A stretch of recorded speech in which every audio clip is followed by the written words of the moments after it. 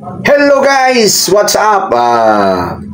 May pag-uusapan tayo nga guys regarding sa pag-duty ng security guard. At home. At home pa sa duty guys. Alam mo yung at home sa duty guys?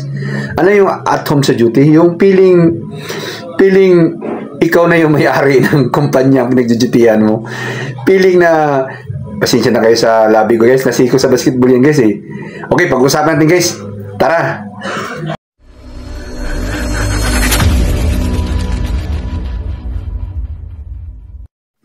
Alright guys, welcome sa Riddles TV. Pasensya na kayo dyan. Nasiko yan nung linggo. Sapul na naman ako sa siko guys. Nasapul na naman ako. Ayan, basag na naman yung aking labi. Kasama talaga sa physical na activity. Okay. Guys, pag-uusapan natin ngayon sa video na to, yung feel at home na gwardiya, security guard sa duty. Alam niyo ba yun? Alam niyo ba yung feel at home na yan ganon? So, pag-uusapan natin yan guys ngayon sa video na to. Pero bago ang lahat guys, baka may bagong nakasilip sa video na to, bagong nakadalaw sa channel ko. At nagugulat sila kung sino nagsasalita sa harap nila. Ito po ay si Riddles TV, 14 years more or less bilang security officer, security guard. Okay guys, medyo magugulat kayo at mahaba buhok, nakasando, civilian, para nagiinuman lang. Kasi guys, ako po ay isa ng retired. Baka magulat kayo, baka yung mga bagong dalaw dyan ha. Magulat kayo, nagtiklaim na security officer, security guard. Dahil po kaya ako po ay isa ng retired na po sa aking pag-duty. Matagal na po ako nag-retired at ito ay sinishare lang natin ang ating mga kaalaman para makatulong naman sa iba at magbibigay ng guide sa iba nating mga mag-apply ng security guard at marami mga kabataan ngayon na at least mag-guide man natin, ma-mentor natin. So kung gusto niyo makahanap ng mga idea, mga knowledges regarding pagsi-security guard, nandiyan yung channel ko guys, ayan yung channel ko guys, nandyan. Pindutin nyo yung playlist pag nakarating kayo sa channel ko, ayan. Okay, pag na-pindot nyo yung playlist guys, ito yung lalabas, ayan. Ayan yung lalabas. Pumunta kayo sa Security Guard Matters, ayan, Security Guard Matters, ayan. Maraming video dyan guys at makakuha kayo ng mga idea dyan regarding sa pagsi-security guard. At kung gusto niyo rin makilala ng lubusan ng pagkatao ko bilang sino nagsasalita sa harap nyo, marami tayong video magbibigay sa inyo ng lead sa yung mga credential ko. May mga video dyan kung anong klase, kung pakapaniwalaan ba ako o hindi. I-scroll nyo yung mga ibang video dyan guys para may idea kayo kung sino ako. At kung may mga salubong kayo mga advertisement, sana mapanood nyo ng buo. Parang reward na rin nyo sa akin. Although, hindi pa naman ako kumikita sa aking channel kasi nga, kukunti lang yung nanonood sa mga content ko at konti lang ang nagka-interest. Pero sana makatulong ng konti na panood nyo ng buo yung mga masasalubong nyong advertise. Okay? So ngayon guys, ang pag-uusapan natin ay feel at home sa duty. Maraming gwardiya ngayon ganun-ganun guys. Yung mga feel at home sa duty. Nakaka-relate yung mga security guard na naka-duty dyan. Yung mga sabi nila, mga kupal-kupal na mga nag-duty, feel at home. Anyway, bago natin ituloy yung usapan natin, basahin muna natin yung ayan, yung comment na yan, ayan. Kasi basahin na natin Paano boss?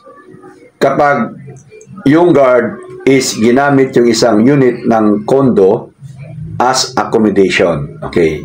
May kabit o GF. Ginamit vacant yung parking lot.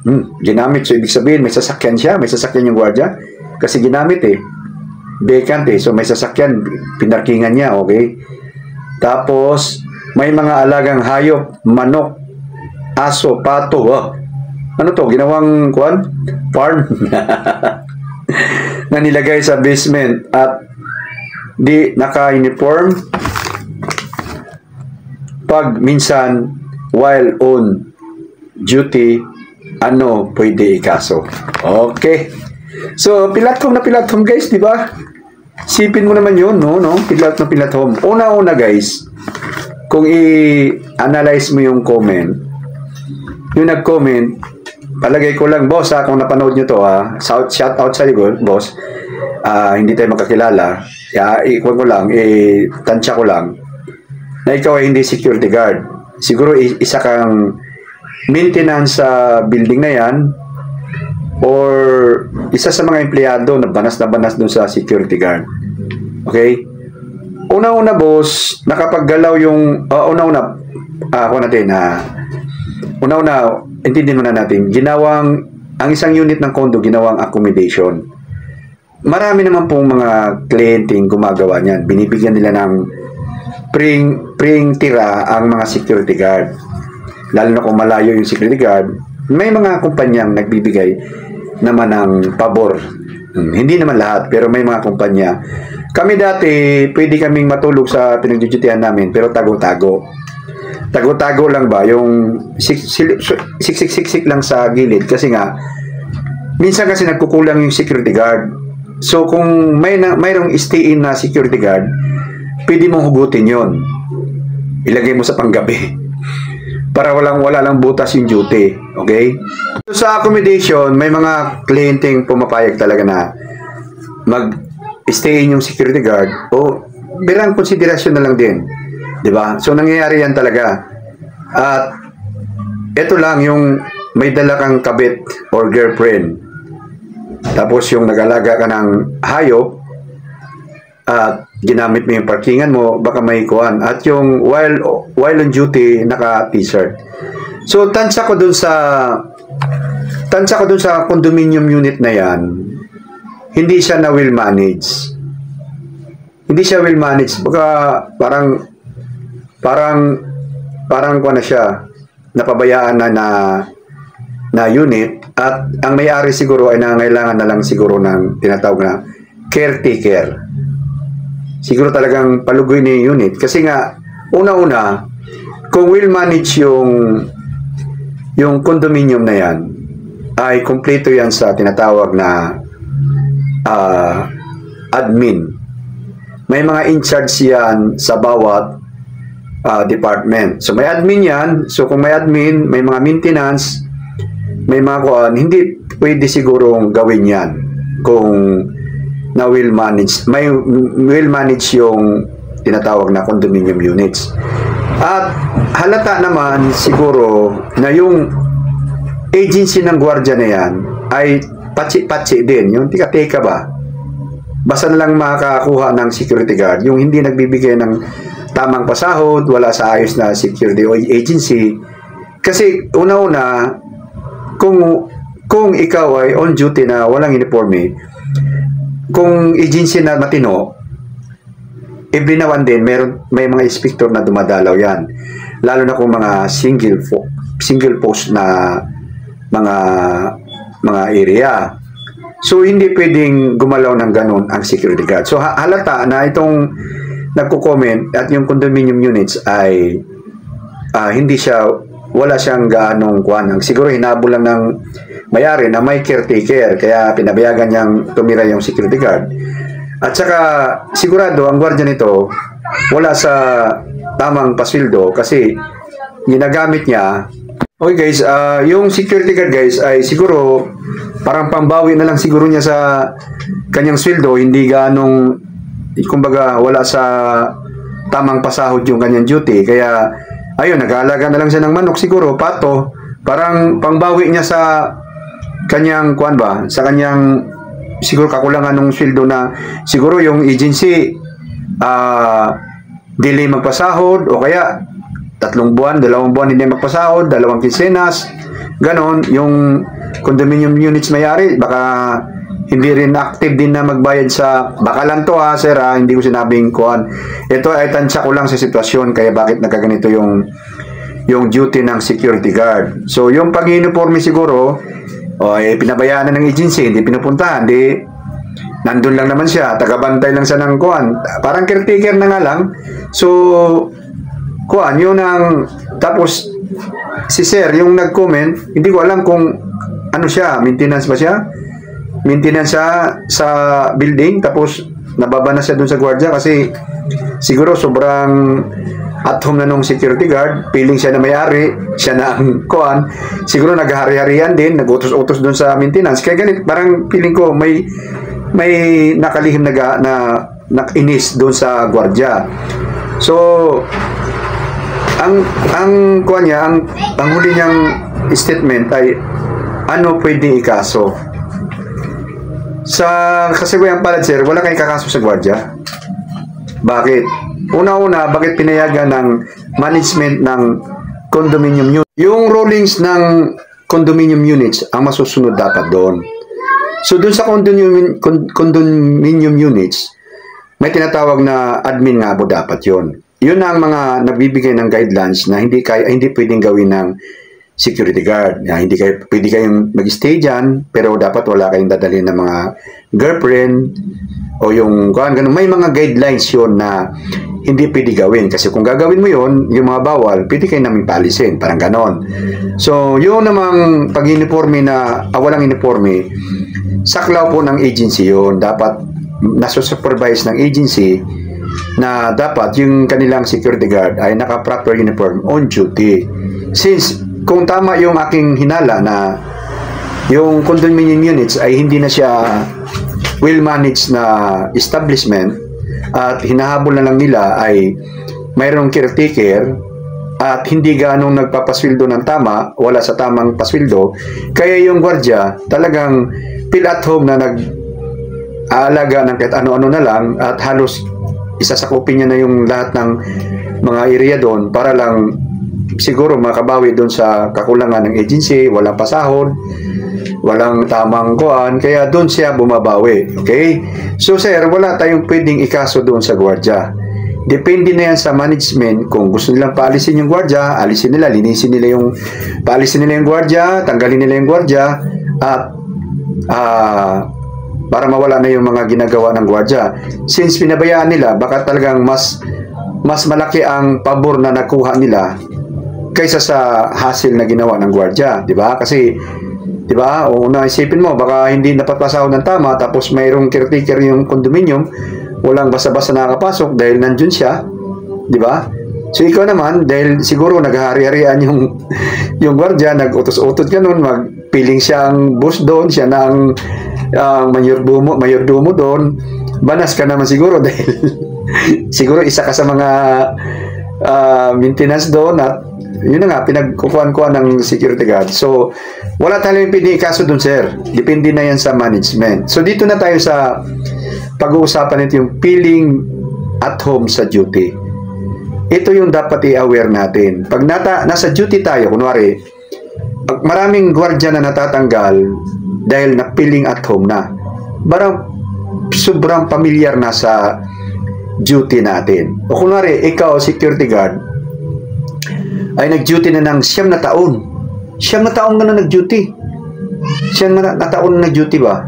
Kasi nga, papalit-palit na ng agency, tapos na-absorb ka kasi ang may kinapitan ka nakaupo na boss ba? Marami akong ganun na-encounter na mga gwardiya na feel at home, feeling sila yung boss. Ako yung officer, parang gusto nila ako yung sumunod sa kanila ba?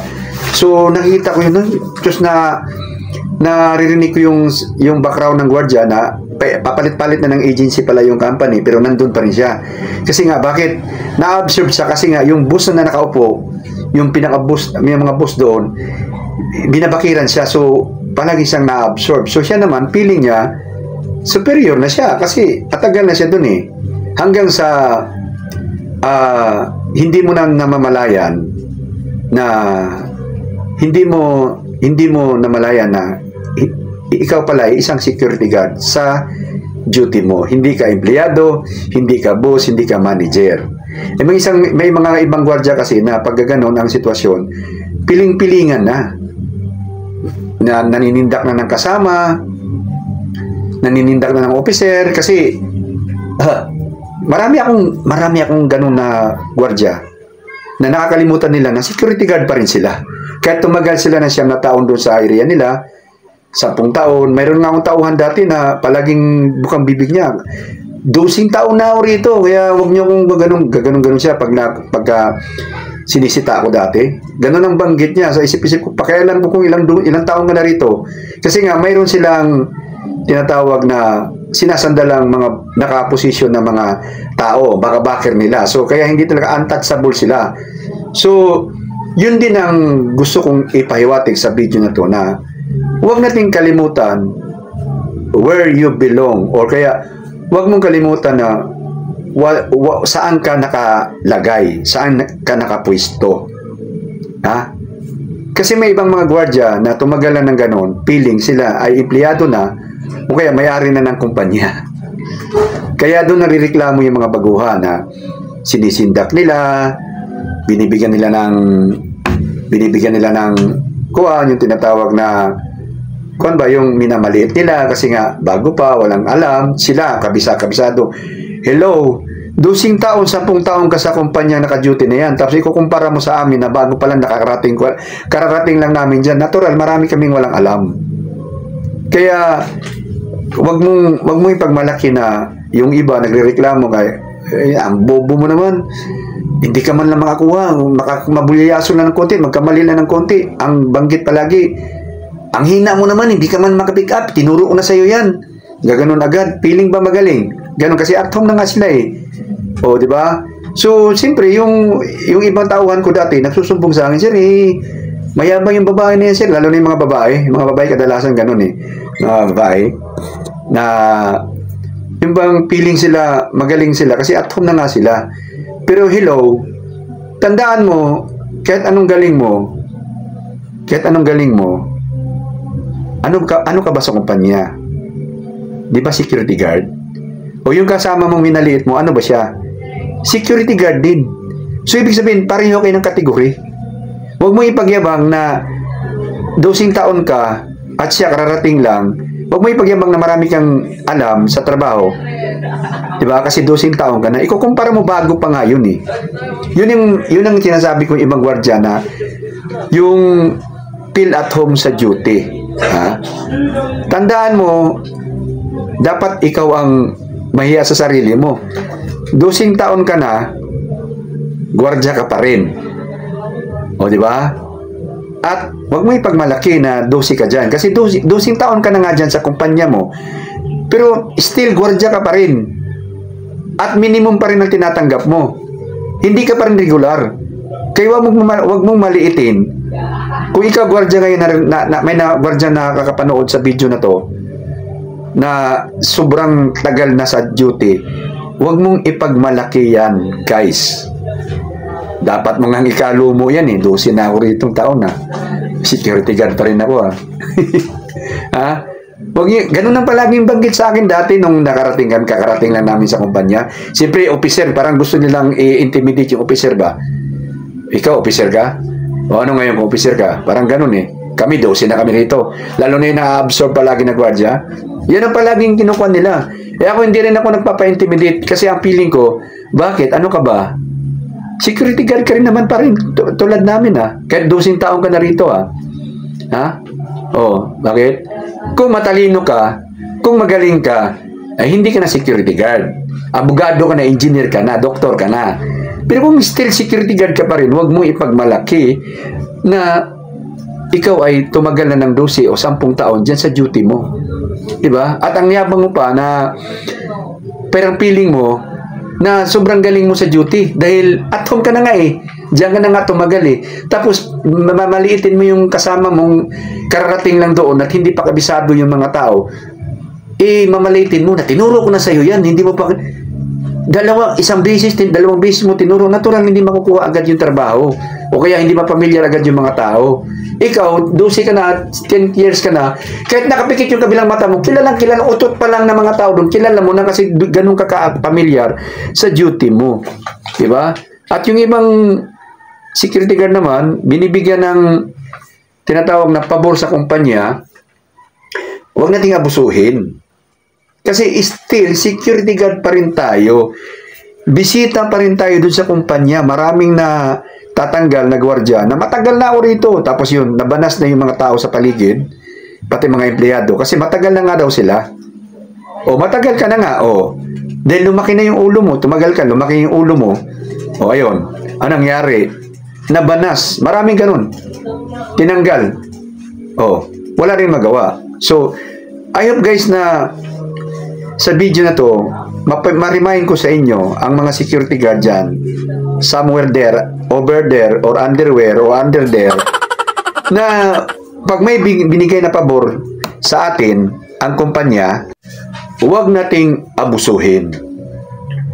Huwag nating yung bang feeling tayo na may-ari. Marami akong na sa mga may napanood nga rin ako dun sa tulpo na yung gwardiya nga daw ay stay in, tapos dinala na yung girlfriend niya, so kabit niya, dinala niya na, tapos hindi na siya pwedeng pagsabihan kasi nga matagal na siya doon. O anong ginawa? Tinanggal, nagsumbong sa tulpo kasi bakit daw siya tinanggal. Hindi niya pa naintindihan yung RTO. Nagsumbong pa siya kay tulpo.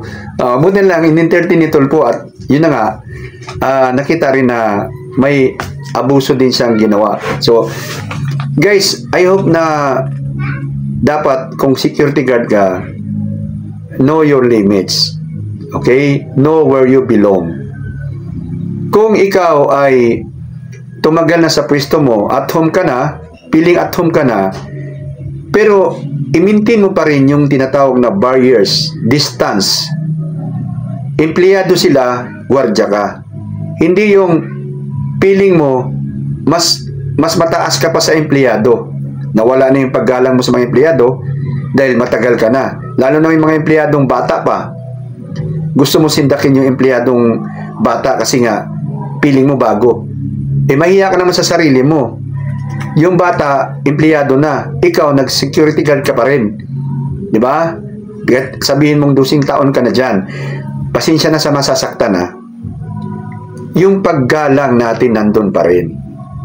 Huwag nating kalimutan yung paggalang. Ha? Yes ma'am, yes sir. Kasi yun naman talaga nasa training natin eh. Ngayon, kung may pabor ang kumpanya para sa atin, dapat nating ipasalamat at dapat nating alagaan. Okay? Hindi yung abusuhin. No, hindi natin abusuhin kasi ang lahat ay napupuno. Once na ikaw, security guard, may 5 empleyado lang na magbabanggit sa manager, ma'am, alam mo, bastos yung security guard dyan. Masyado siyang presko. Ganun na. Hindi siya kuhan. Lalo na yung medyo may edad na security guard. Yung may edad na security guard, mainisin na. Ganun. Kaya nga ako guys, hanggat sinikap ko talaga na bago ako tumanda, umalis na ako sa trabahong security guard. Kasi bakit?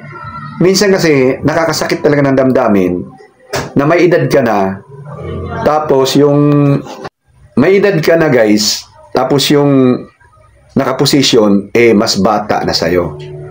Mayroon akong, na-assign ako sa bangko, tapos yung assistant admin nila ay kaedad ng anak kong panganay. Sabi ko, look. Tapos, siyempre, assistant admin yun eh. Di boss yun. Ma'am kami ng ma'am. Diba, ma'am kami ng ma'am. Minsan napapagalitan kami, napagsasalitaan kami ng hindi sumasakit yung dibdib ko eh. Sabi ko, hanggang kailan ba ako ganito? O, diba? Ibang usapan naman yung guys. Sinishare ko lang.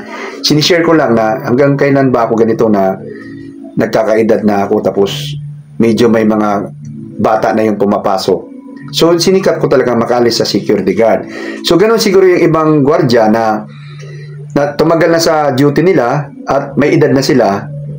Kaya medyo mainitin na yung ulo, piluso po na magsalita, kasi isip niya, apo lang kita, anak lang kita, yung edad mo. Pero hindi eh. I-maintain pa rin natin ang tinatawag na barriers, know where you belong. Security guard ka pa rin, hindi ka nila tatay, hindi ka nila tiyuhin, hindi ka kano-ano nila. Walang personalan sa trabaho. Nagtrabaho ka bilang security guard, o si magmam ka sa amin, kahit na alam mo mas bata sa'yo, halos anak mo na yung edad.